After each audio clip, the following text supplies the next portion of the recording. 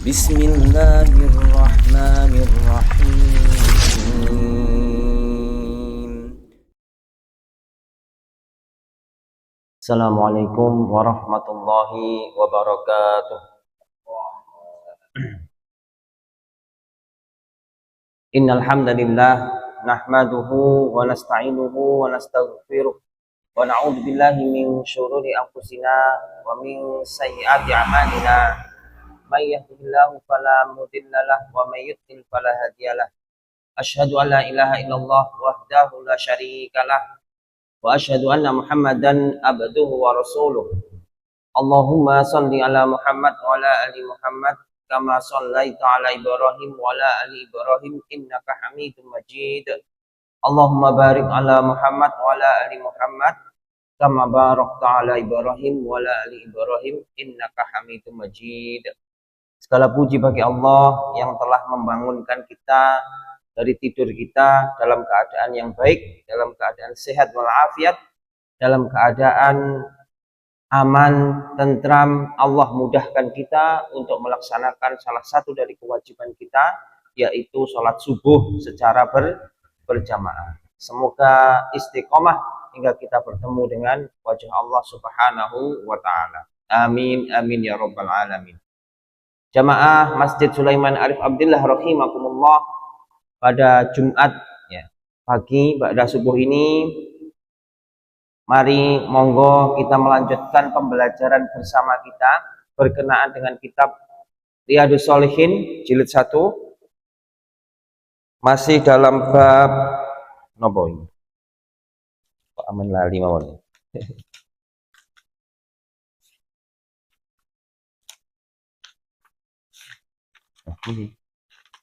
Pun tepih Pak Inggih, Masya Allah. Nah, menerangkan banyaknya jalan kebaikan. Bismillahirrahmanirrahim. Dari Abu Mundir ya, Ubay ibnu Ka'ab radhiyallahu anhuma, dia berkata, ada satu orang yang sepengetahuan saya, dia adalah orang terjauh dari masjid. Jadi orang yang rumahnya jauh dari masjid.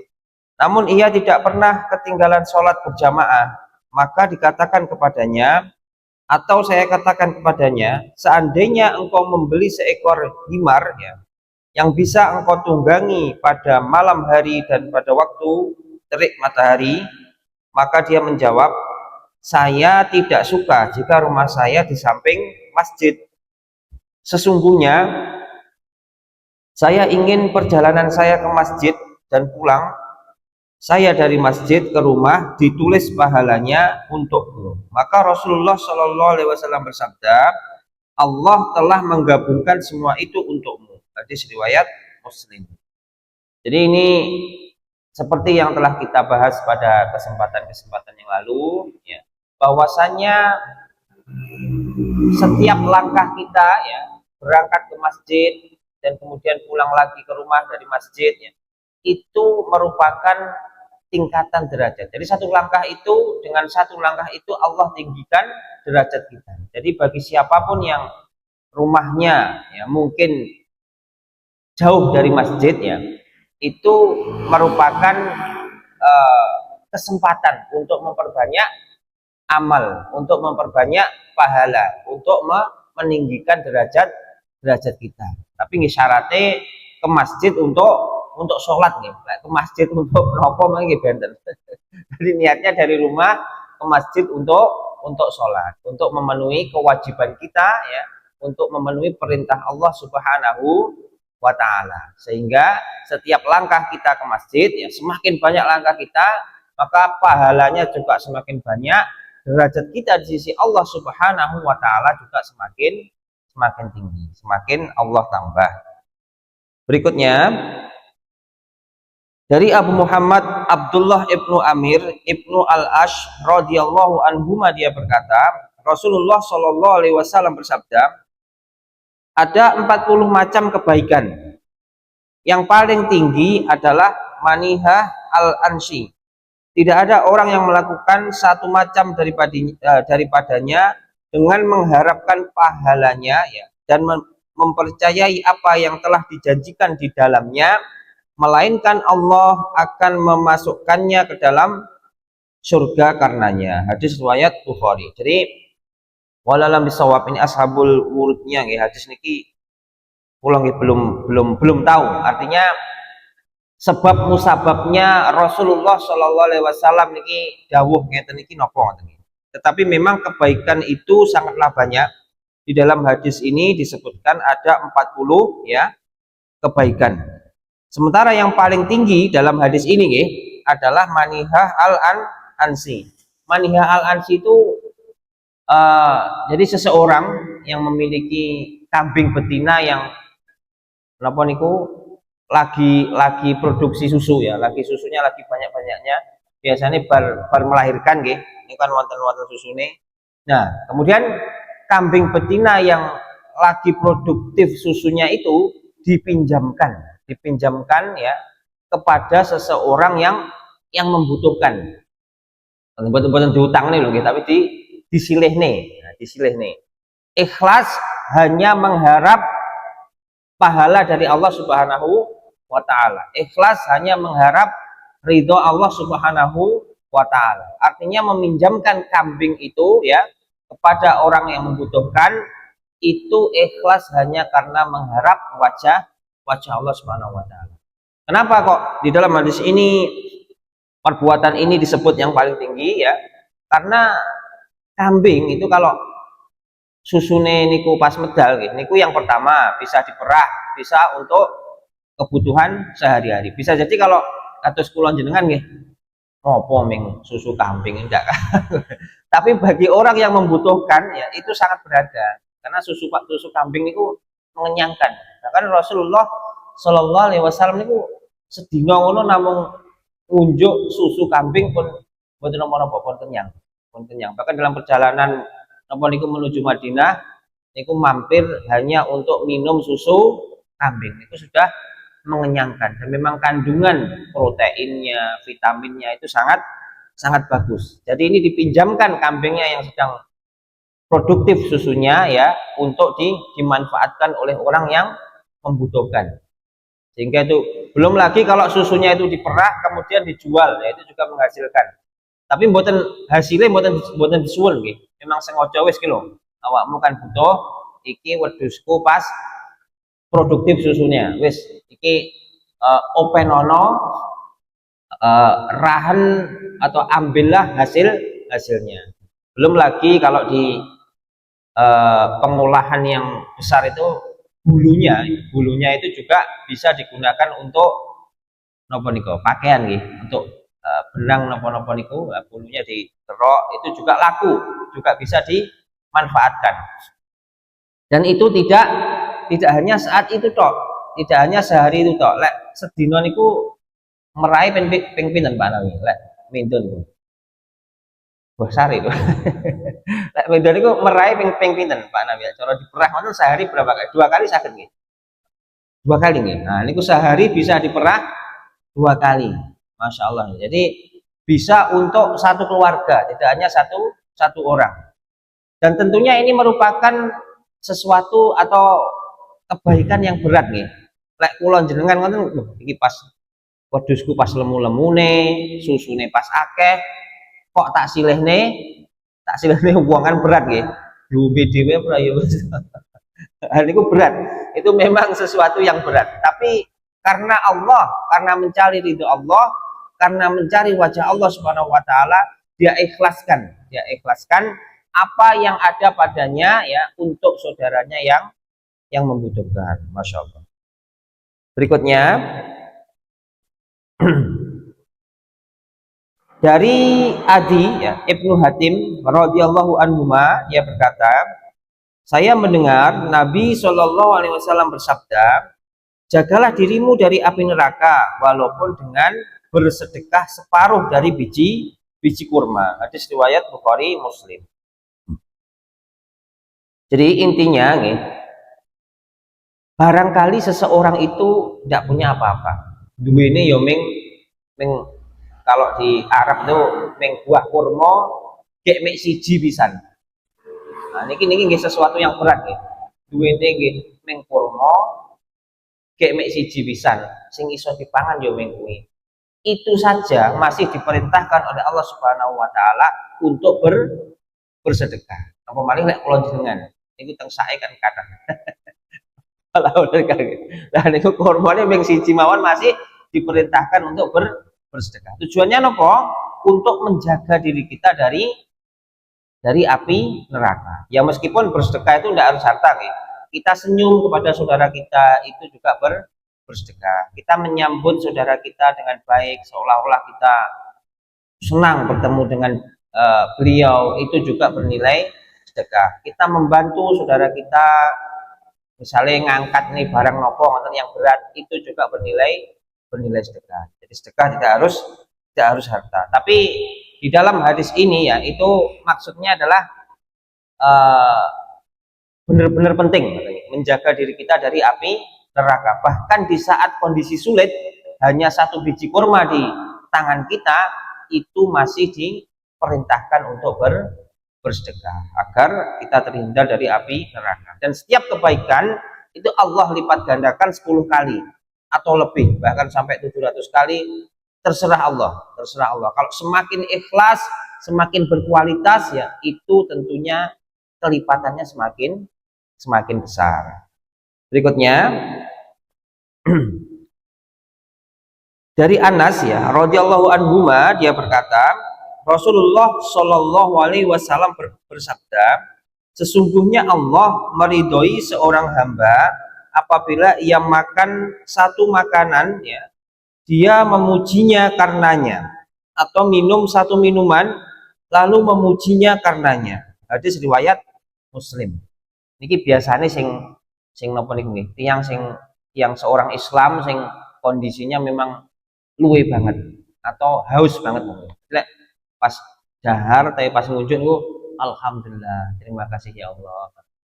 Lek warak-warak ngene iki mboten blab-blab entek niku. Sudah eling. Tapi pada saat kondisi seseorang itu membutuhkan ya, benar-benar lapar, benar-benar haus, mungkin di suatu daerah yang panas, di suatu daerah yang paceklik, kemudian Allah berikan karunia-Nya, berikan rizkinya di situ berupa makanan atau minuman, maka rasa syukur itu benar-benar terasa, benar-benar bisa terungkap biasanya ngoten nggih. Maaf ngoten wa, alhamdulillah, terima kasih ya Allah, Allah telah memberi kami rizki. Minum ngoten nggih ngoten. Alhamdulillah, terima kasih ya Allah, Allah telah menjaga kami. Saking pacekliknya nggih. Jadi terasa banget. Kula jenengan nggih ngoten, pas diuji dengan suatu ujian yang berat nggih, kemudian Allah beri jalan keluar yang baik tanpa dinyono-nyono, tanpa disangka-sangka ya. Wis mumet, wis bingung, buntu, kemudian Allah tunjukkan jalan keluar ya. Maka insya Allah yang terucap dari bibir kita, alhamdulillah, alhamdulillah ya Allah, terima kasih ya Allah. Dan itu Allah senang dengan seperti itu nggih. Niku Allah meridhoi, Allah ridho niku rela. Wah, iki hambaku ini benar-benar seorang hamba yang bersyukur, hamba yang senang dengan rahmat Allah, hamba yang senang dengan karunia Allah. Ini senang. Jadi kalau kita mensyukuri, kita senang dengan apa yang dikaruniakan oleh Allah Subhanahu wa taala kepada kita, meskipun itu sedikit, niku Allah nggih senang. Karena sedikit banyak itu sebenarnya itu adalah keadilan Allah nggih. Karena lek wakeh kabeh dunyane mboten mlampah nggih. Misale sugih kabeh ngoten kan nggih mboten mlampah nggih. Atau melarat kabeh nggih mboten mlampah. Jadi apapun itu adalah keadilan Allah Subhanahu wa taala agar keseimbangan itu selalu terjaga. Jadi tugas kita hanyalah mensyukuri apa yang Allah karuniakan kepada kita, dan insya Allah dengan syukur itu Allah ridho, Allah rela kepada kita. Allah ampuni dosa-dosa kita. Amin amin ya rabbal alamin. Selanjutnya dari Abu Musa ya, radhiyallahu anhuma, dari Nabi Shallallahu alaihi wasallam beliau bersabda, tiap orang muslim berkewajiban sedekah. Dia bertanya, beritahukan kepada saya bagaimana seandainya dia tidak punya ya, dikon sedekah kayak tidak duwe bondo. Beliau bersabda, dia bekerja dengan kedua tangannya sehingga bermanfaat untuk dirinya sendiri dan bersedekah.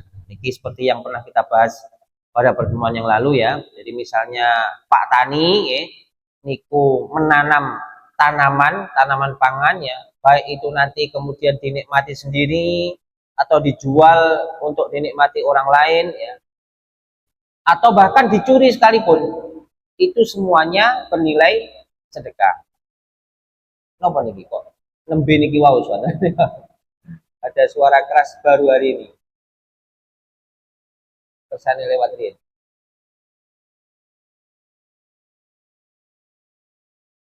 Nomor circle. Jadi niki tidak punya harta nih. Itu cara bersedekahnya adalah dengan cara bekerja. Bekerja ya, menanam ya. Di sini di dalam hadis ini dicontohkan menanam atau nandur sesuatu yang bermanfaat. Itu hasilnya ya, baik itu dinikmati sendiri ataupun dijual untuk orang lain atau bahkan dicuri ya, itu tetap bernilai sedekah. Masya Allah. Kami lanjutkan. Ya, dia bertanya, beritahukan kepada kami apabila ia tidak mampu. Bondo ya radwe, tenaga ya wis pas-pasan ngoten nggih. Paribasane sak menit ngono ya wis klenger. Beliau bersabda, dia membantu orang yang sangat membutuhkan bantuan. Nah, ini jadi membantu orang, meringankan pekerjaan saudara kita itu juga merupakan sedekah. Jadi jenengan wong kuwi bantu apa ra gelem ya giyah aku bantu. Jadi orang itu nafsi-nafsi nggih. Meskipun bisa jadi orang lain itu tidak mau bantu kita. Tapi kalau kita bantu ya, meringankan pekerjaan saudara kita ya, ikhlas karena Allah, itu juga bernilai sedekah. Jadi pos-pos atau pintu-pintu sedekah niku sakjane sangat banyak. Tinggal kita meluruskan niat kita, benar-benar melakukannya karena Allah Subhanahu wa taala. Ya, sehingga benar-benar bernilai sedekah dengan pahala yang berlipat-lipat banyaknya. Kami lanjutkan. Beritahukan, dia bertanya lagi ya, beritahukan kepada saya apabila ia tidak kuasa bantu yo yang tidak iso. Beliau bersabda, ia memerintah yang ma'ruf ya atau kebaikan. Nah niki luweh penak nih. Jadi memerintah atau mengajak. Nah, memerintah niku kan penguasa, kudu penguasa, harus punya kekuasaan, presiden apa gubernur, bupati ya. Dan tidak duwe kekuasaan itu mengajak kepada kebaikan ya, mengajak kepada yang ma'ruf, itu juga bernilai sedekah. Di sini tidak disebutkan apakah yang diajak niku harus mau, itu tidak disebutkan karena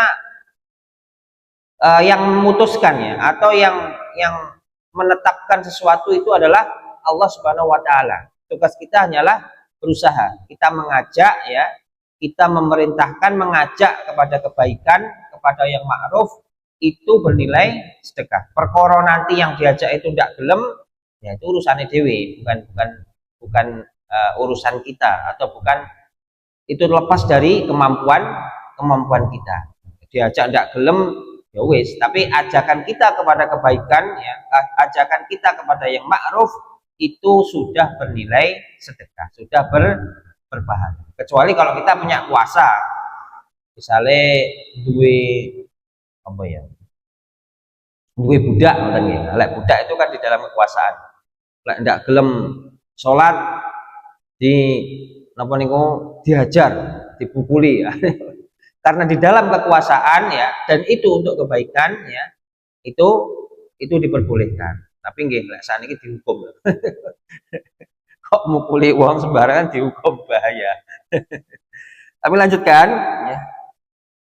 Dia bertanya lagi, sendung trimo, beritahukan kepada saya jika dia tidak melakukannya. Beliau bersabda, dia menahan diri dari berbuat jahat karena itu adalah sedekah. Hadis riwayat Bukhari, Muslim. Bahkan orang yang paling lemah sekalipun itu dia menahan dirinya. Jadi awake dhewe, misalnya kula wonten kagungan niat kok jahat mau nyolong atau mau mencuri barang milik orang lain. Kemudian saya menahan diri ya, menahan diri untuk tidak melakukannya itu juga sudah bernilai sedekah. Penak napa mboten niku? Nggih tergantung nggih, lek barangnya saya emas kayak 2 kilo wonten nggih rada angel. Emas 2 kilo gak digledakne teng mriku wonten. Tolah-tolah enek uang wis diangkut ae iki.